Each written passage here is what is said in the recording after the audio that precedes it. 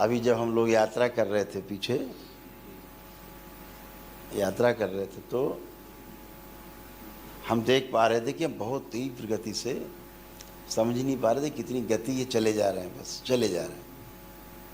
तो अगर हम चले जा रहे हैं तो वो कौन था जो देख रहा था कि हम चले जा रहे हैं? तो पहले भी हमने कई बार आपका ध्यान आकर्षण किया है कि जो जीवन है वो 5 चीज़ों के संगठन से जो बना हुआ उसको हम जीवन कहते हैं। पहला आत्मा, दूसरा बुद्धि, तीसरा चित्त, फिर वृत्ति और मन, ऐसे 5 चीज़ें संगठित हैं। जब हम साइंस के आधार पर समझने जाते हैं तो ये पूर्ण संगठित है, पूर्णता लिए हुए जीवन है। इसलिए 2, 8, 18, 32 के रूप में ऑर्बिट पूरा करता है। एक एटम पूर्ण है, ना विघटित होता है और ना संगठित होता है दोबारा से, क्योंकि ये पूर्ण विकसित है, पूर्णता को प्राप्त। इसीलिए कहते हैं कि आत्मा की मृत्यु नहीं होती, वो ठीक है, लेकिन जीवन विघटित हो जाता है। तमाम जगह आपको हो सकता है पढ़ने में मिले कि जीवन कभी नष्ट नहीं होता, आत्मा तत्व नष्ट नहीं होता, वो हो गई। यही बात बुद्ध ने कह दी थी तो संकट खड़ा हो गया था। तो इस बात को हम लोग यहीं रोक देते हैं छोटे में, नहीं सब किताबें उसी में नष्ट हो जाएंगी, क्योंकि सबका आधार आत्मा है, ढह जाएंगे, खत्म हो जाएंगे। तो जो बुद्धि है, बुद्धि के ऊपर आत्मा की दृष्टि रहती है, केंद्र में आत्मदृष्टि, साक्षी भाव, अक्रियाशील, लेकिन नेत्र उसके ऐसे लगे हैं, देख रहे। तो आत्मा का जो चोर को देखते रहो ना, चोरी नहीं कर पाता। अगर आत्मा की बात सुनो तो फिर बुद्धि नहीं चलती। तो आत्मा की दृष्टि बुद्धि पर, बुद्धि की दृष्टि चित्त पर, और चित्त की दृष्टि वृत्ति पर, और वृत्ति की दृष्टि मन पर। तो हमारा मन है जो चलायमान, जो आप देख पा रहे हैं, जो टेस्टिंग और सेलेक्टिंग के आधार पे हम क्रिया कर पा रहे हैं। तो हमारा जो वृत्ति है ना, वृत्ति दृष्टि रखती है। मन तो एक ही है।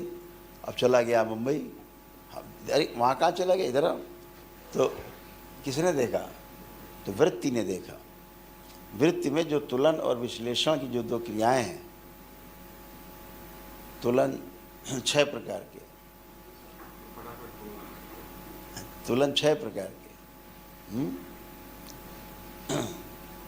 एक प्रिय हित लाभ के आधार पर है, 3 क्रियाएं एक साइड हैं, और 3 क्रियाएं एक साइड हैं जो न्याय, धर्म और सत्य के आधार पर।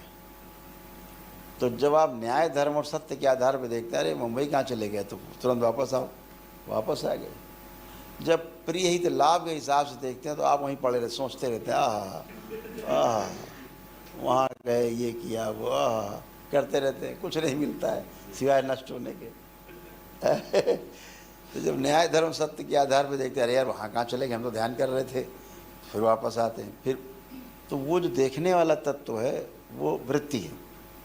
वृत्ति निगाह रखती है मन के ऊपर। ऊधो मन न भय 10-20। यही तो कहा, एक ही है। तो उसका यही है समाधान कि सबकी दृष्टि सब पर बनी हुई है,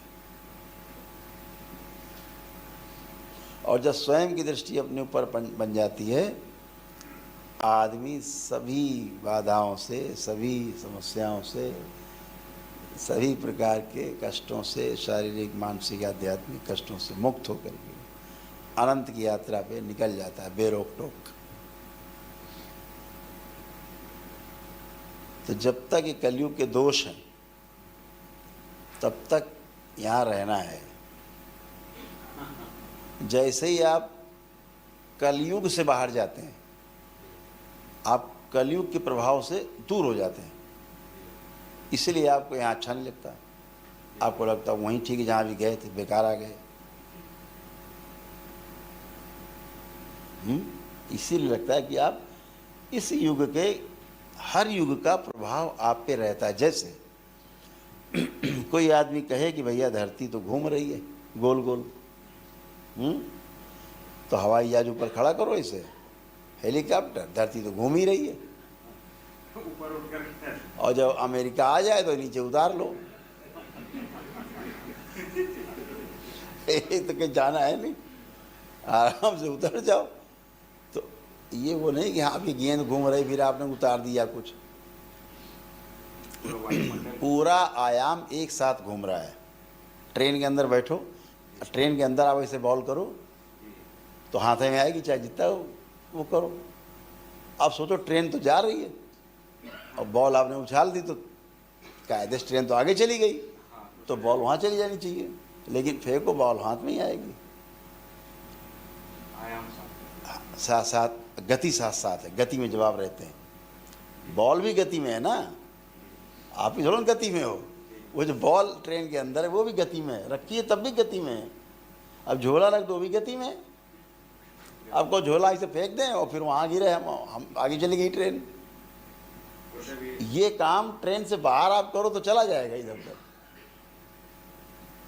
ये काम ट्रेन से बाहर करिए तो ट्रेन आगे चली जाएगी, बॉल उधर चली जाएगी। आयाम टूट गया। ऐसे ही एक आयाम है जिसमें हम रहते हैं तो उसका प्रभाव हम पे रहता ही है।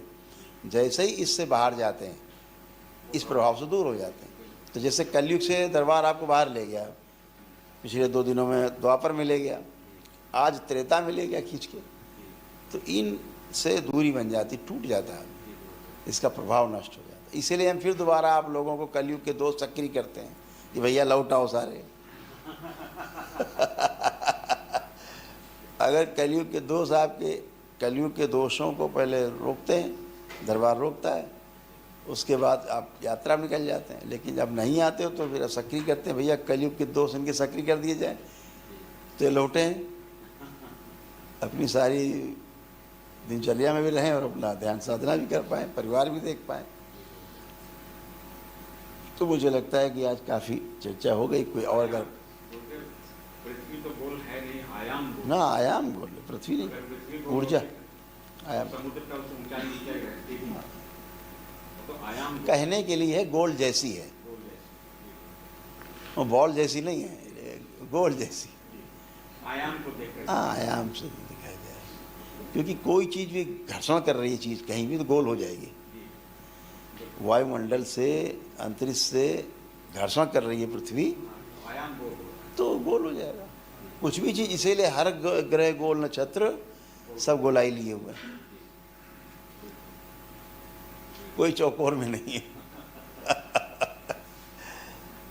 है? कोई चीज़ रगड़ती रहेगी तो गोल, पत्थर गोल हो जाते हैं।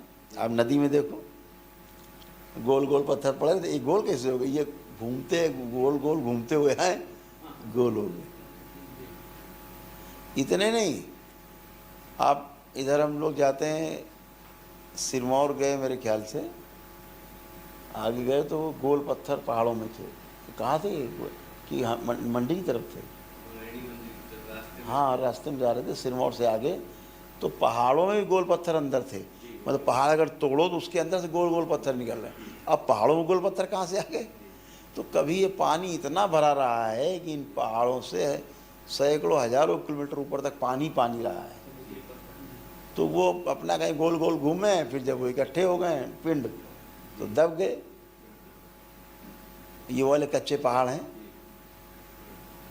जो ज्वालामुखी वाले पहाड़ हैं बहुत हार्ड हैं, वो लावा की वजह से ज्वालामुखी जहाँ जहाँ फटी हैं और वहाँ पर पहाड़ इकट्ठे ढेर लग गया है, तो बड़े हार्ड हैं पहाड़। जैसे नैनीताल और इधर अल्मोड़ा, कुमाऊं मंडल जो है पूरा बहुत हार्ड पत्थर है, वोल्केनिक, तोड़ने से नहीं टूटता।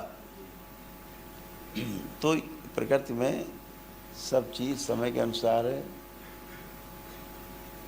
देखो ना, पहाड़ में कई जगह हम लोग देखते हैं परत दर परत जमी हुई है, एक परत की परत दर परत है ना, दिखता है, लगता है किसी ने बिछाई है जैसे परत एक दूसरे पे। तो वाकई परत बिछी है, लाखों करोड़ों साल में परतें बिछी हैं, जिन्हें आराम से आदमी जाता है, लगाता है वो ब्लास्ट। तोड़ा, बोले बेच दो। कितना अद्भुत प्राणी आदमी, सब बेचे डाल रहा है। और क्या बेच रहा, इससे कहो जरा तुम एक पत्थर बना के दिखाओ इतना बड़ा, नहीं बना सकते। इनसे कहो सोना बना के दिखाओ, नहीं बना सकते। इनसे कहो पेट्रोल बना के दिखाओ, नहीं बना सकते। नष्ट सब करे डाल रहे हैं, नष्ट सब करना है। तो मनुष्य की जो प्रवृत्ति है वो खोजी है। ये ऐसा पदार्थ है जिस सांचे में डाल दो वैसे ही बन जाता है। तो बहुत अद्भुत है। सभी लोग अच्छे से यात्रा कर पा रहे हैं और अच्छे से कर पाएँ, यही शुभकामनाएं हैं।